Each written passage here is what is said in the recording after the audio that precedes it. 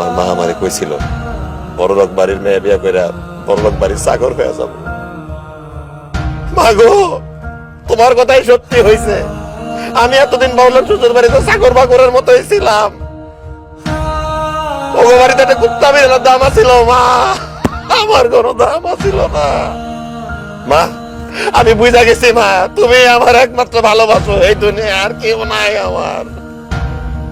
আমি তোমার সাথে আর কখনো থাকবো না মা, আমি তোমার লগে থাকবো। তুমি ফিরে আসো মা, তুমি ফিরে আসো। এখন আর হাজারবার ডাইকাও কোনো লাভ নাই। আপনার মা আর কোনোদিন ফেরত আসবে না। বড়লোক হওয়ার লোভে আপনি যে কি হারাইছেন এটা আপনি হারে হারে টের পাইবেন। তুই ধর্ম আল্লাহকে যে পরিবার অন্যায় অবিচার করে গেছস, আল্লাহ তোরে ক্ষমা করবো কিনা জানি না, কিন্তু তোর মায় আল্লাহর দরবারে 2 হাত তুলে মোনাজাত করে গেছে, আল্লাহ যেন তোরে ভালো রাখে, সুস্থ রাখে, ক্ষমা করে দেয়।